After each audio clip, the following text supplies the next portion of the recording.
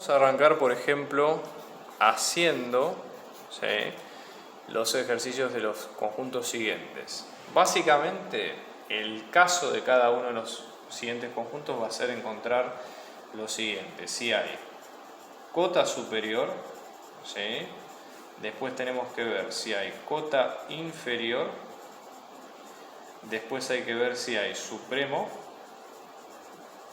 si hay ínfimo y por último, en este caso, si hay máximo o si hay mínimo, ¿sí?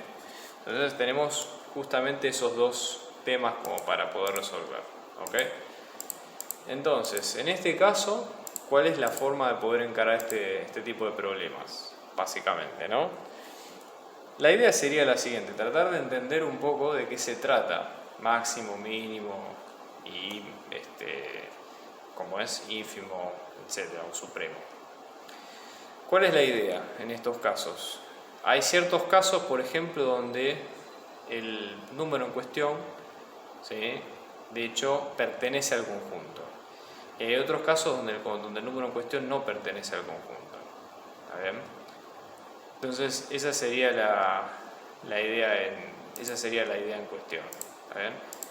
Entonces, por ejemplo, máximo y mínimo sí pertenecen al conjunto, ¿sí? Son números donde obviamente son respectivamente más grandes que todo elemento que está en el conjunto y este que es más pequeño que todo elemento que está en el conjunto.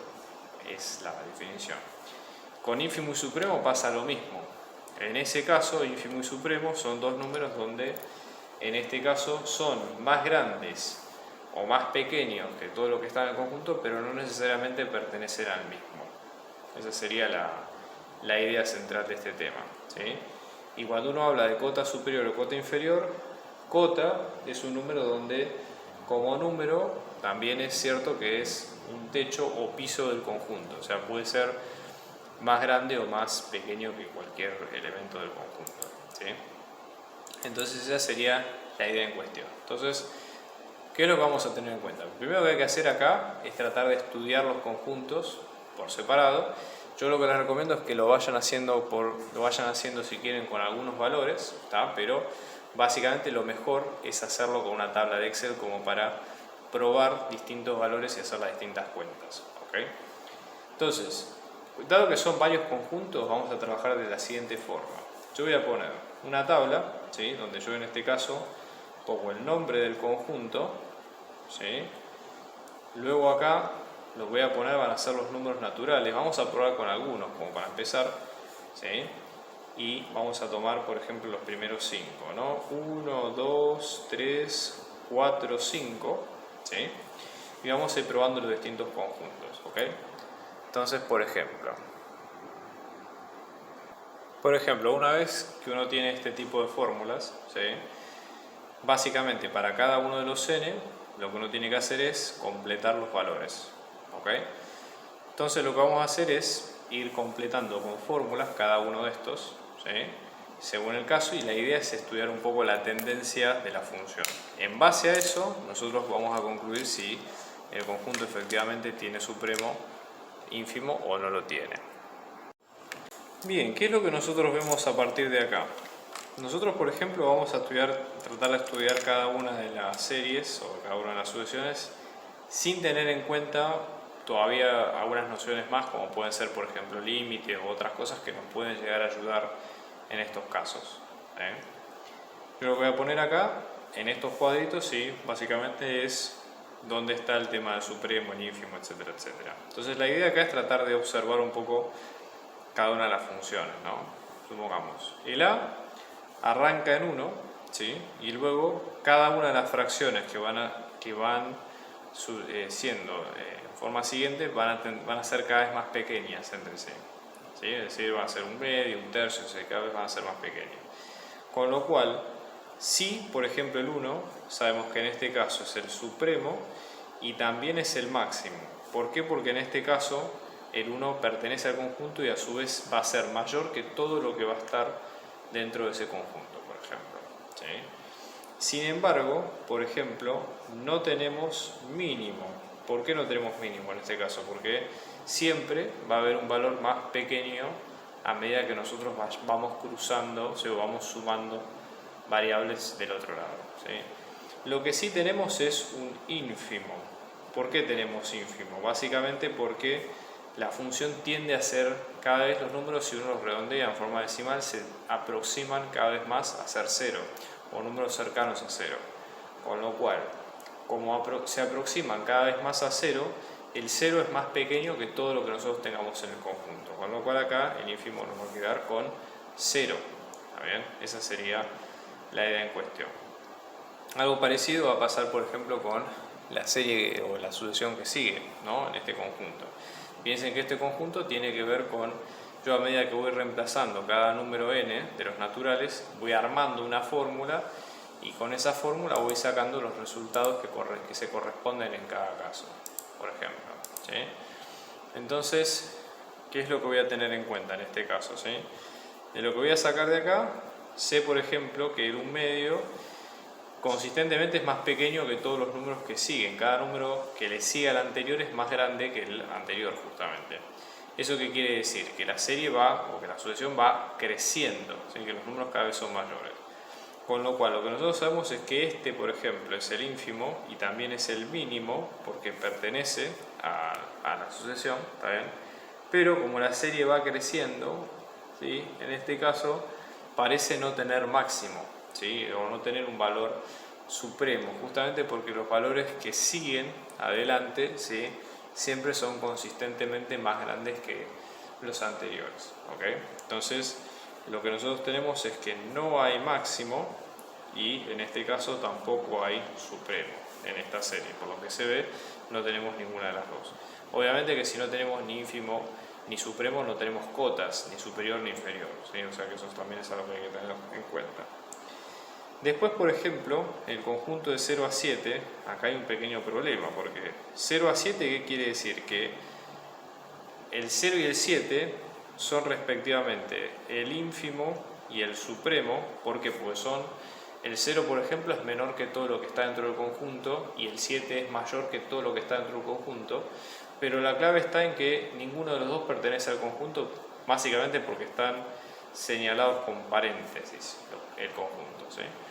Entonces, como está señalado con paréntesis, eso indica que los puntos que están en los extremos no son parte del conjunto, pero sí sirven como para indicar qué es lo que hay adentro de ese conjunto o no, ¿está bien? Con lo cual, los puntos que sí pertenecen al conjunto son el 1, del 1 al 2 hasta el 6. Entonces, ¿qué es lo que hay en el 1?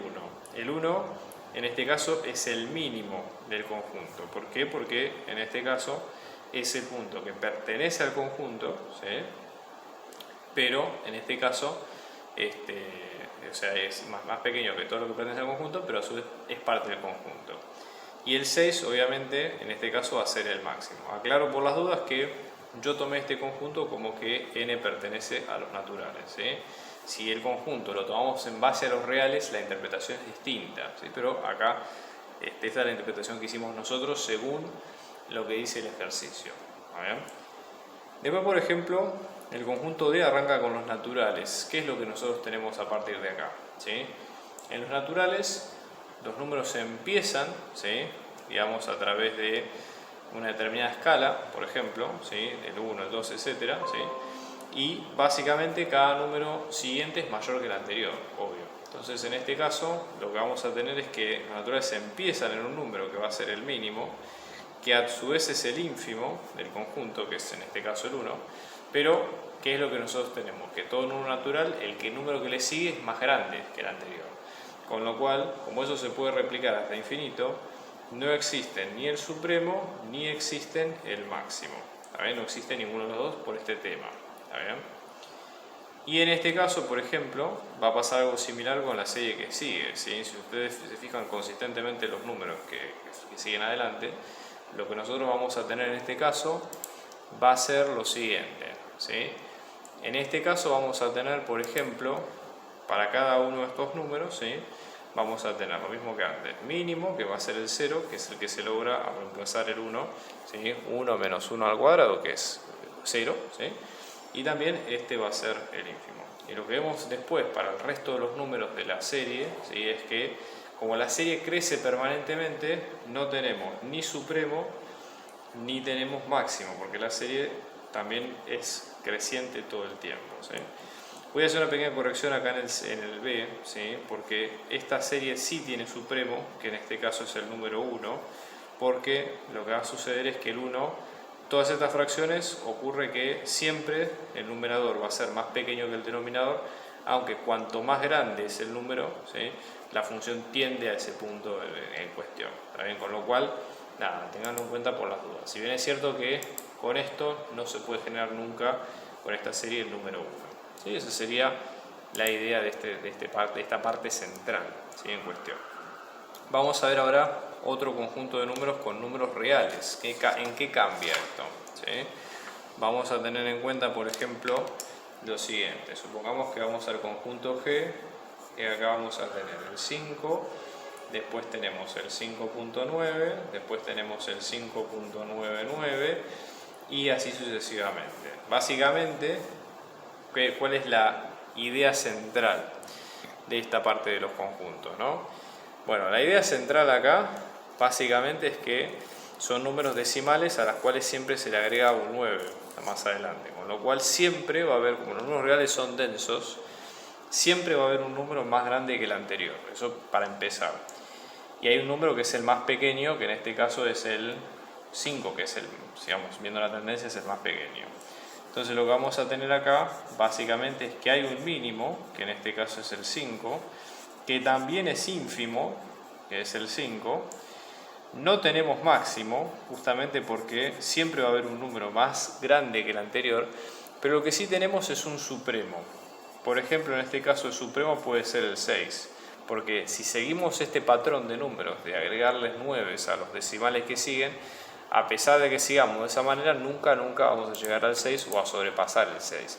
De hecho, agarren una hoja y lo van a poder ver sin problema esto, ¿no? Así que esa sería, digamos, la idea central del tema, ¿no? Y después podemos ver otros casos, por ejemplo, supongamos vamos al H, ¿sí? Donde en este caso vamos a tener lo siguiente. X perteneciente a los reales, tales que tenemos el módulo de x menos 2, que esto nos queda menor que 1. ¿Sí?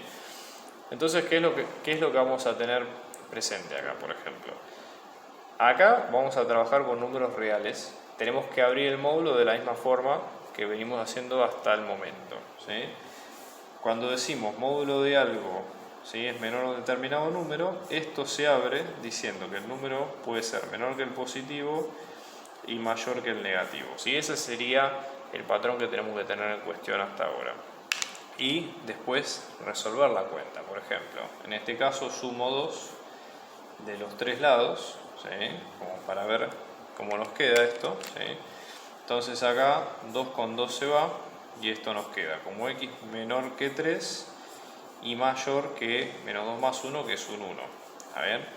Con lo cual de acá, ¿qué es lo que tenemos? Que nuestra solución vamos a tener, por ejemplo, entre el 1 y el 3 vamos a tener toda esta sección, ¿está bien?